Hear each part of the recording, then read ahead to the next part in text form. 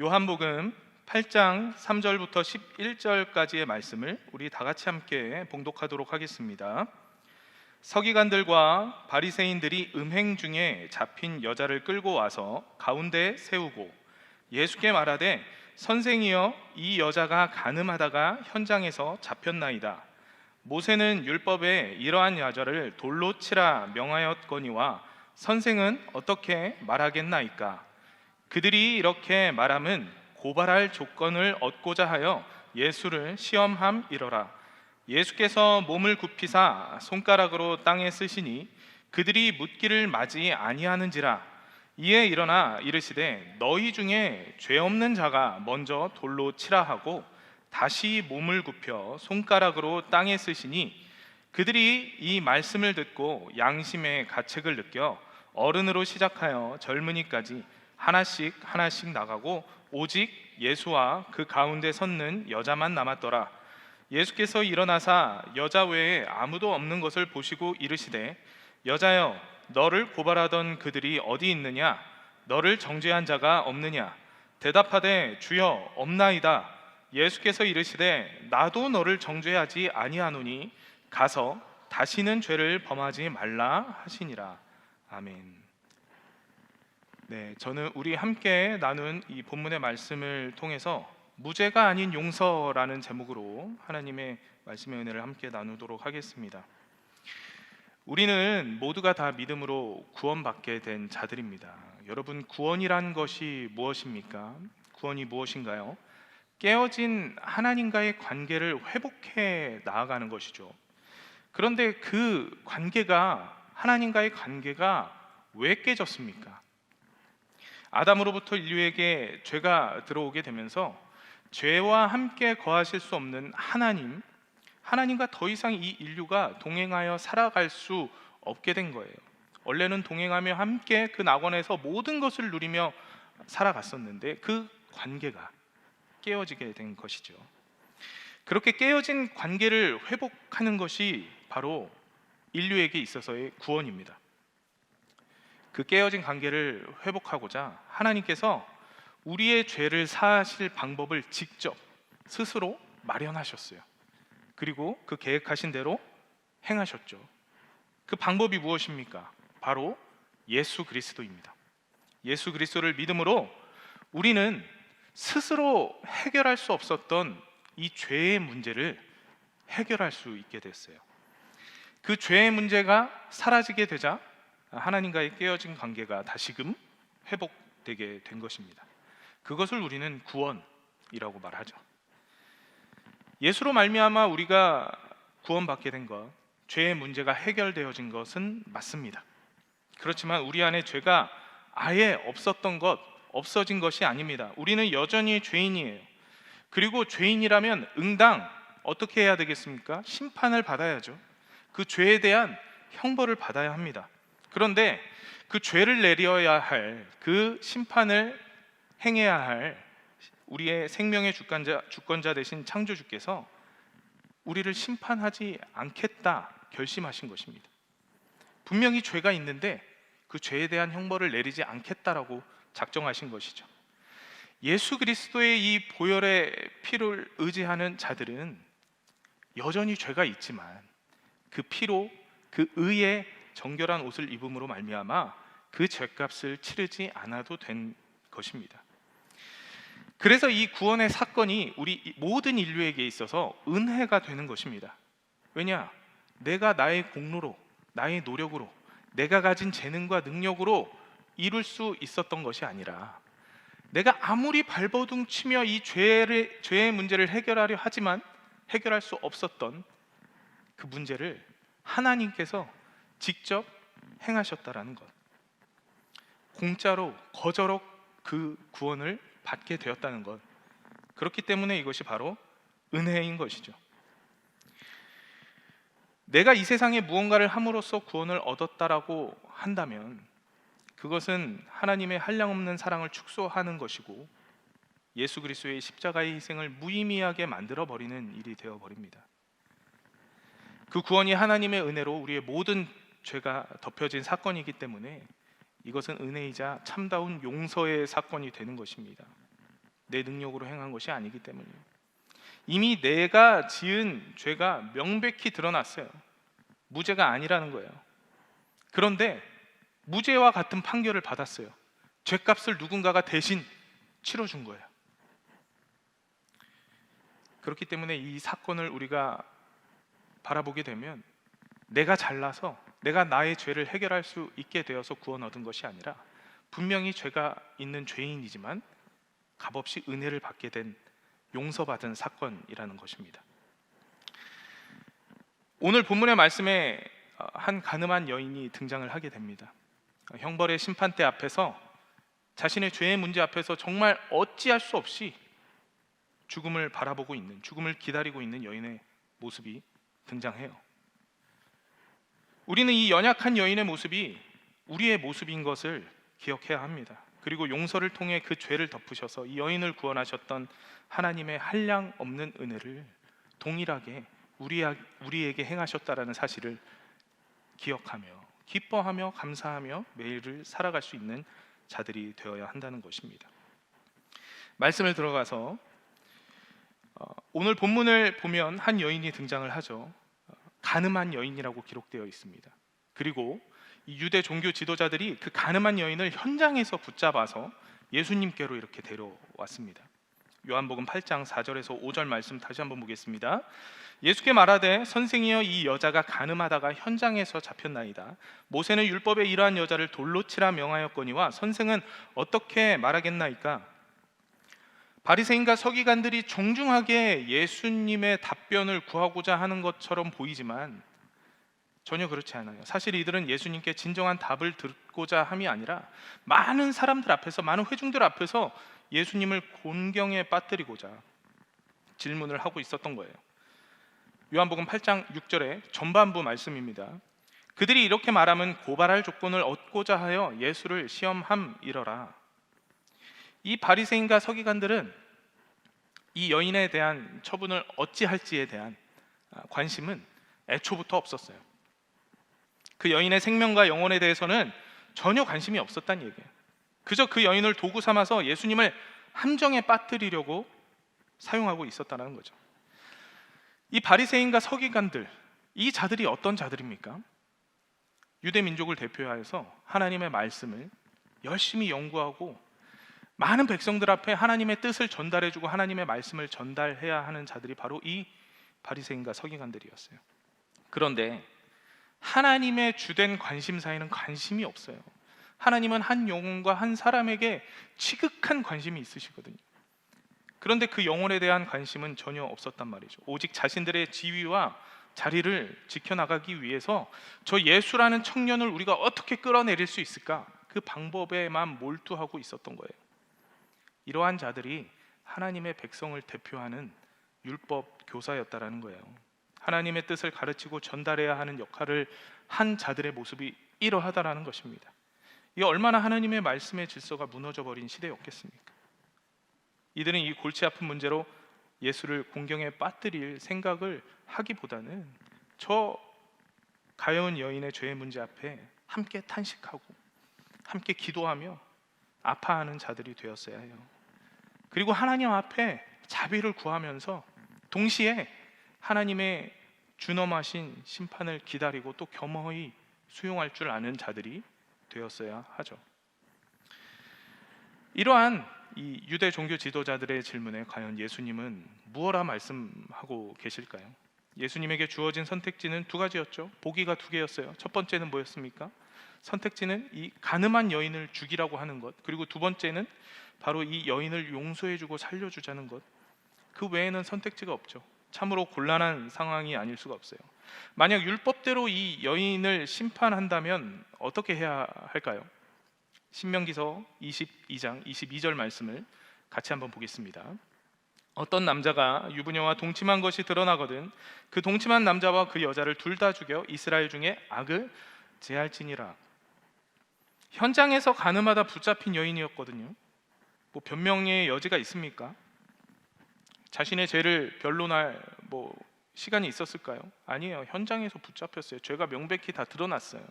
말씀대로라면, 율법대로라면 그대로 죽여야 합니다. 그러나 그렇게 예수님께서 율법대로 죽여야 한다라는 선택을 하게 되면 현실적인 문제 앞에 처하게 돼요. 당시 로마 정권으로부터 지배를 받던 유대인들에게는 이 사형, 이 생사 여탈권에 대한 주권이 없었어요. 꼭 허락을 받았어야 돼요. 누군가를 죽이고 살리는 문제에 있어서는 이 로마 정부의 허락을 득해야 했다라는 얘기죠. 그래서 나중에 이 유대인들이 예수님을 죽이고자 할 때 예수님을 막 자신들이 직접 죽이는 것이 아니라 누군가에게로 끌고 오지 않습니까? 빌라도에게 끌고 오잖아요. 로마 총독이었던 빌라도에게 끌고 와서 그에게 죽여달라고 했거든요. 아무리 죄가 있는 자일지라도 이 로마 정부의 허락 없이는 결코 누군가를 마음대로 그들 뜻대로 죽일 수가 없었어요. 만일 예수님께서 우리가 당장 이 여인을 돌로 쳐 죽이자 이렇게 얘기하면 어떤 일이 벌어졌을까요? 예수님은 로마법을 부정하는 자가 돼요. 그리고 어긴 자가 됩니다. 당장의 로마 병사들에 의해서 체포당하게 되었을 거예요. 그렇다고 이 두 번째 선택을 하게 돼서 그 여인을 그냥 살려주자 이렇게 말씀하게 된다면 모세의 율법을 어긴 자가 되죠. 또 하나님의 그 말씀을 어긴 자가 돼서 하나님을 부정하는 자로 여겨지게 된다라는 거예요.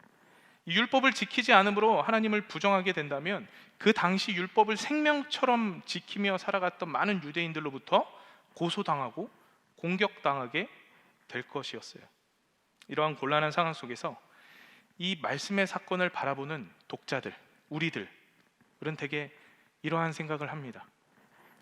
내가 예수님이었다면 어떤 대답을 해야 될까? 어떤 선택을 해야 될까? 정말 어려운 문제네. 무엇이 맞는 걸까?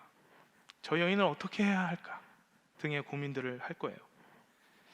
그러나 그 형이 집행되어지는 그 법정의 현장에서 그 누구도 내가 피의자의 신분이 될 것이라는 사실은 아무도 생각하지 않아요. 그 가늠한 여인의 모습으로 그 자리에 있을 거라고 생각하는 자는 없다라는 거예요. 그죠? 나는 철저히 구경꾼이자 심판자로서 저 죄 많은 여인을 어떻게 처분할지 거기에만 관심이 있다라는 거예요. 그것에만 고민을 하고 있다라는 것이죠. 내가 저 여인의 모습이었다면, 내가 저 여인이었다면 지금 어떤 심경일까? 이런 고민을 했던 적은 저도 없었던 것 같습니다. 그런데 사실 우리들이야말로 저 법정의 현장에서 아무런 반항도 하지 못하는 저 가늠한 여인과도 같은 존재라는 사실입니다. 현장에서 잡혀온 여인이 무슨 발뺌을 하고 무슨 변명을 할 수가 있겠어요? 그만큼 죄가 명백히 드러났다라는 거예요. 그것처럼 우리의 죄 또한 거룩하신 하나님 앞에 명명백백히 이미 드러난 상황이라는 것입니다. 그래서 그 어떤 변명도 그 어떤 핑계도 될 수가 없어요. 우리는 모두 유죄예요. 율법대로라면, 하나님의 최초의 말씀대로라면 죽어야 해요. 우리들은 그 자리에서 그 여인을 송사하는 자칭 의로운 종교 지도자들도 아니고 모여서 예수님의 선택이 과연 무엇일까를 궁금해 여기는 구경꾼들도 아닙니다. 우리는 바로 그 가늠한 여인이에요. 우리는 이제 곧 죽음이라는 심판을 받아들여야 할 죄지은 여인과 같은 존재라는 사실입니다. 그러나 말씀을 보면 우리가 잘 알다시피 이 여인이 죽지 않잖아요. 어떻게 그렇게 됩니까? 그 여인이 스스로 자기 자신을 기가 막히게 잘 변호했습니까? 스스로 자신의 능력으로, 자신이 가진 재산으로 그 법정의 현장에서 탈출할 수 있었나요? 여러분, 마피아 게임이라고 아시죠? 마피아가 자신의 정체를 숨기고 시민인 척하면서 여론을 막 몰아서 나중에 시민보다 수가 많아지거나 같아지면 마피아가 최종 승리하게 되는 게임이에요. 반대의 경우는 시민이 승리하게 되는 게임이고요. 그런데 이 게임을 하다 보면 누군가들이 나를 마피아 같다고 지목을 해서 죽임당할 위기에 처하는 순간이 옵니다. 그때 마지막 이 투표를 하기 전에 최후의 변론이라는 시간이 있어요. 그 시간에 정말 기가 막히게 이 화술로 사람들의 마음을 녹이거나 아니면 정말 진실된 마음을 담아서 사람들을 변심케 한다면 살아나기도 해요. 살려주기도 합니다. 그것처럼 이 여인이 이 마지막 죽음에 처할 순간에 자신의 능력으로, 자신의 재능으로, 자신이 할 수 있는 모든 것으로 그 형벌을 피할 수 있었나요? 아니에요. 그 여인은 아무것도 할 수 없었어요. 자신이 저지른 그 죄를 도저히 자신의 힘으로 어찌할 수 없었다라는 사실입니다. 그렇게 모두가 예수님의 답변만을 기다리고 있었습니다. 그런데 예수님께서 아무 말도 안 하시고 행동으로 무언가를 보여주십니다. 요한복음 8장 6절의 후반부에서부터 7절까지의 말씀을 같이 보겠습니다. 예수께서 몸을 굽히사 손가락으로 땅에 쓰시니 그들이 묻기를 마지 아니하는지라. 이에 일어나 이르시되 너희 중에 죄 없는 자가 먼저 돌로 치라 하시고, 예수님께서 몸을 굽히셔서 손가락으로 땅에 무언가를 막 쓰셨다라고 기록되어 있습니다. 그런데 너무 안타깝게도 성경에는 그것이 무엇인지가 기록이 되어 있지 않아요. 그러나 대부분의 신학자들은 이것이 아마 십계명일 것이다 라고 주장을 합니다. 본문의 해석 과정에서도, 그리고 예수님의 행동에 대한 유대인들의 반응을 살펴보았을 때도 그 의견이 타당하게 여겨지죠. 우리 출애굽기 31장 18절 말씀을 한번 같이 볼까요? 예수께서 시내 산 위에서 모세에게 이르시기를 마치신 때에 증거판 둘을 모세에게 주시니 이는 돌판이요 하나님이 친히 쓰신 것이더라. 말씀은 하나님께서 모세와 이스라엘 민족에게 이 십계명의 말씀을 기록해 주시는 장면입니다. 뒤에 보면 하나님께서 친히 쓰신 것이라고 기록되어져 있는데, 이 친히 쓰신 것이라고 기록되어져 있는 이 해석이 NIV 버전, 킹제임스 버전의 성경에서는 모두 finger of God이라고 기록되어져 있습니다. 하나님께서 손가락으로 쓰셨다라는 것이죠. 성경 전체에서 finger of God이라는 표현이 한 두 군데 정도 더 나오지만 무언가를 기록하기 위한 표현이 아니에요. 하나님의 능력을 표현하고자 하는 표현이거든요. 하나님께서 손가락으로 무언가를 직접 기록하셨다라는 부분은 여기 이 십계명을 기록한 부분밖에 없어요. 오늘 본문 말씀에서 보면 예수님께서 손가락으로 땅에 직접 기록하고 계시죠. 그런데 잘 보세요. 예수님께서 땅에 몇 번이나 기록하고 있죠. 8장 6절과 8절 말씀 보겠습니다. 6절이요. 그들이 이렇게 말하면 고발할 조건을 얻고자 하여 예수를 시험함이로라. 예수께서 몸을 굽히사 손가락으로 땅에 쓰시니, 8절입니다. 다시 몸을 굽혀 손가락으로 땅에 쓰시니, 두 번 쓰셨어요. 그죠? 그런데 여러분, 출애굽 때 하나님께서 이스라엘 민족에게 finger of God, 친히 손가락으로 십계명을 써주실 때 몇 번 써주셨을까요?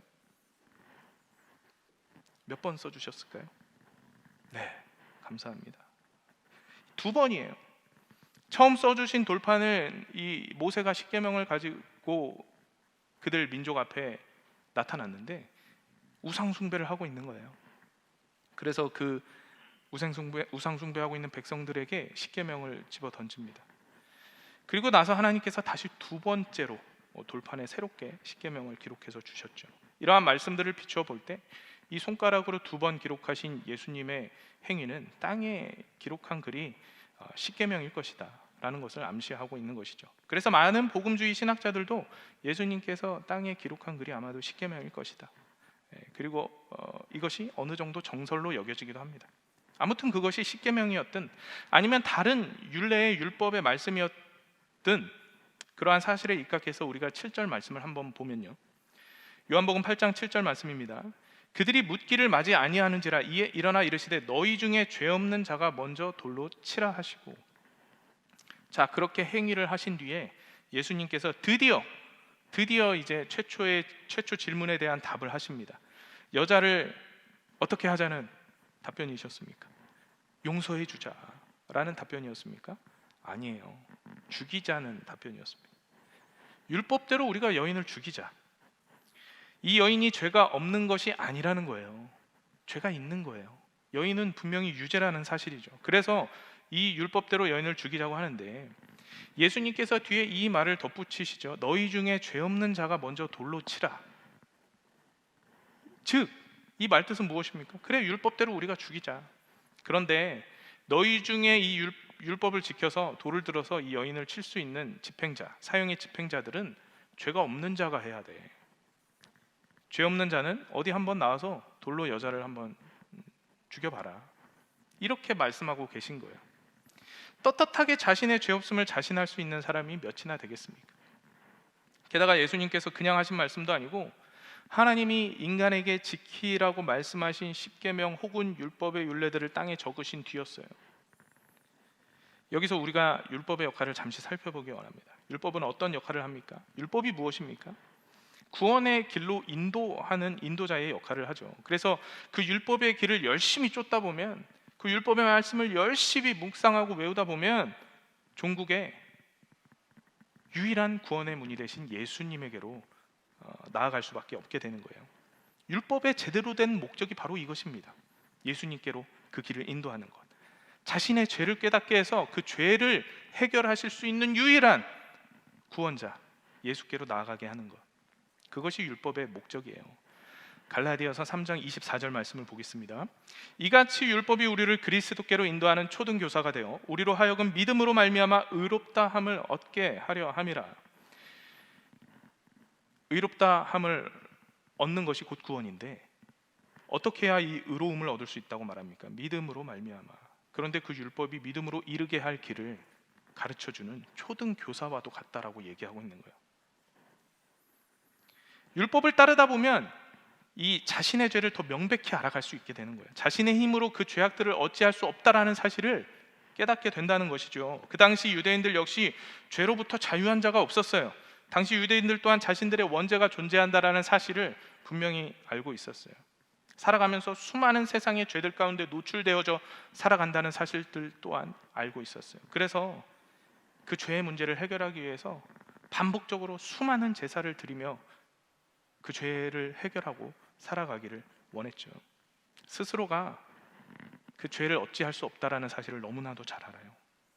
하나님 앞에서 내가 정말 한 톨의 죄도 없는 의인인가 자신이 없어요. 인간이라면 누구나 자신들이 죄로 떳떳하지 못한 존재들이었기 때문에 예수님께서 죄 없는 자는 나와 돌로 치라 이렇게 명하셨을 때 아무도 그 어떤 행동도 할 수 없었던 것입니다.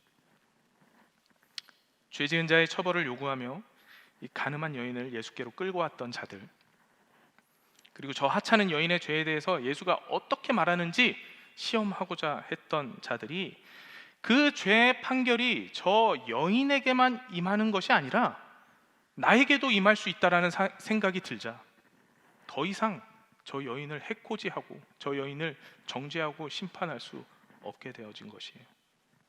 저 가늠한 여인의 재판이라고만 생각했을 때는 전혀 내 마음 가운데 거리낌이 없었어요. 내가 신랑 구경꾼이 되어지고 혹은 성난 집행인이 돼서 그 재판에 참여하고자 했어요. 그러나 예수님의 이 행동과 한마디 말씀으로 인해 더 이상 이 여인의 죄를 물을 수가 없게 된 것이죠. 요한복음 8장 9절 말씀입니다. 그들이 이 말씀을 듣고 양심의 가책을 느껴 어른으로 시작하여 젊은이까지 하나씩 나가고 오직 예수와 그 가운데 섰는 여자만 남았더라. 그 여인의 생명과 영혼에는 전혀 아무런 관심 없이 오로지 예수님을 공경에 빠뜨리고자 했던 이 유대인들이 정작 자신의 죄도 드러나게 되자, 자신의 죄가 드러나는 그 현장에 임하게 되자 그 형이 집행되어지는 현장을 속히 떠나가려 했던 것입니다. 사랑하는 여러분, 우리는 이 말씀을 보면서 이 심판자가 되거나 모인 회중이 되어서 저 여인을 어떻게 심판해야 할까, 저 여인을 판단하고 정죄하는 자가 될 수 없다는 사실을 깨달아야 합니다. 우리는 죄에 대해서, 타인의 죄에 대해서 판단할 수 있는 존재가 결코 아니에요. 그건 죄 없으신 분이 해야 해요. 나 역시 죄로부터 자유한 자가 아니기 때문이죠. 세상에 믿지 않는 많은 죄인들에 대해서도 마찬가지고, 우리 교회 안에서 내 마음에 상처를 주고 아픔을 주는 자들에게도 마찬가지입니다. 이들에게 우리는 얼마나 죄인이라는 이름을 붙여가며 그들을 정죄하고 스스로 판단합니까? 그 일정한 부분의 죄에 대해서는 내가 한없이 의로운 자처럼 떳떳이 그들을 판단하고 정죄하지만 또 다른 나의 내가 변명할 수 없는 나의 연약한 죄의 모습에 대해서는 입 다물고 있을 수밖에 없잖아요. 왜 우리는 다른 이의 죄악의 심판자요 지팡자가 되려는 걸까요? 말씀을 보십시오. 그 자리에 유일하게 죄 없이 남을 수 있었던 자가 누구입니까? 유일하게 그 형을 집행할 수 있는 자가 누구예요? 예수님밖에 없었어요. 착각해서는 안 됩니다. 그것은 우리 구주 예수님의 자리입니다. 그것은 우리 창조주 하나님의 자리예요. 내가 심판할 수 있는 것이 아닙니다. 다른 이의 죄를 고발하고 정죄하면 보다 내가 더 의로워 보일 거라는 생각, 그 자체가 교만입니다. 그 자체가 죄라는 거죠. 우리는 그저 그런 악한 모습, 죄인과도 같은 모습들을 돌아보며 기도해야 합니다. 나 역시 저와 같은 죄인인데 하나님께서 이 죄 많은 자들의 모습을 어떻게 보실까? 가슴 아파하고 마음 아파해야 해요. 그 행위가 옳든 그렇지 않든 우리는 눈물의 중보자가 되어줄 줄 알아야 합니다. 그것이 하나님의 올바른 심판을 구하는 자들의 모습이에요. 저도 가끔 세상의 악한 자들이 형통하는 모습들을 보면 막 욕이 나와요. 욕이 나오고 막 그들을 비판하고 판단할 때가 있습니다. 그리고 나는 그런 생각과 행동을 하지 않는다는 것으로 나 스스로를 보다 의롭다라고 막 여길 때가 있어요. 하지만 그것은 진정한 의로움이 아닙니다. 진정한 의로움은 나의 죄는 여전히 뻔히 다 보이지만, 여전히 시퍼렇게 그 죄가 살아 숨쉬고 있지만, 그 형벌의 집행자 대신, 심판자 대신 그분이 나를 용서해 주신 것, 분명히 죄가 있는데 나를 용서해 주신 것, 그것이 진정한 의로움입니다. 때로는 나의 신앙과 열정, 그리고 나의 헌신과 모든 수고와 노력들이 나를 의롭게 해줄 것이라 착각할 때가 있어요. 그러나 우리는 우리에게 임한 이 하나님의 은혜를 나의 공로로 만들어 가서는 안 됩니다. 내가 어떠한 수고를 통해서 내가 천국에 이를 것이다, 내가 더 열심히 살아야 하나님께서 상급을 주시지, 하나님께서 천국에서 나를 더 기뻐 받아주시지, 이것은 우리의 공로라는 것이죠. 구원을 위한 그 공로의 과정은 이미 십자가에서 예수님이 다 이루셨어요. 더 이상 우리의 어줍지 않은 공로 필요 없습니다. 우리의 봉사와 헌신, 신앙의 열심들은 우리가 용서받았기 때문에 그렇게 살아갈 수밖에 없는 삶의 모습인 거예요. 구원받고 거듭나서 새로운 자로 살아가는 바람직한 삶의 모습이라는 것입니다. 그렇기 때문에 우리는 평생 이 수고와 노력과 헌신을 행하며 살아야 합니다. 평생 단 하루도 쉬지 않고. 숨이 막혀 오십니까, 여러분? 네, 그렇게 살아야 해요. 그렇다고 해서 우리의 열정, 우리의 헌신과 노력이 중요치 않다는 것을 말하는 게 아닙니다. 그렇기 때문에 우리가 더 열심히 봉사하며 신앙으로 살아가야 한다는 것을 말하는 거예요. 더 열심히 봉사해야 돼요. 내가 가진 물질로 더 하나님 앞에 많은 것을 드릴 수 있어야 돼요. 왜요? 갚을 수 없는 은혜를, 내가 도저히 어찌할 수 없는 놀라운 은혜를 받은 자들이기 때문에, 평생 갚으며 살아도 부족한 은혜를 입었기 때문에, 그래서 우리는 우리의 모든 것을 다 드려, 내 생명까지 드려 내게 은혜 주신 자, 나의 죄를 그냥 눈 감고 보지 않기로 하신 그분께 보답하며 살아가야 하는 것입니다. 사랑하는 여러분, 우리는 거듭나기 위해 애쓰는 공로의 삶을 사는 자들이 아닌, 이미 거듭나 그 모든 은혜를 누리고 있으며 그 모든 은혜에 보답하며 살아가는 삶을 살아가고 있음을 기억하셔야 합니다. 지금 우리가 의롭게 된 건 역시 나의 어떠함 때문이 아니에요.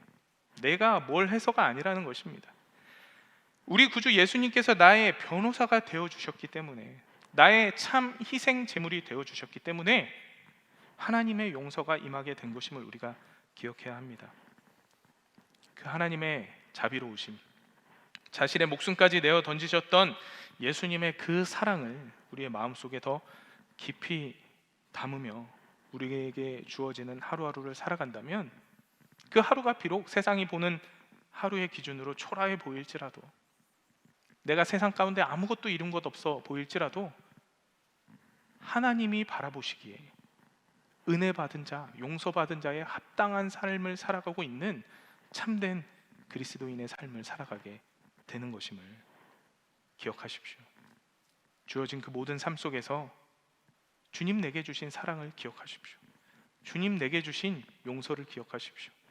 내 힘으로 어찌할 수 없는 것을 모두 해결해 주신 주님의 은혜를 기억할 때 우리에게 주어진 그 모든 것이 다 감사의 고백이 되어질 수 있는 것입니다.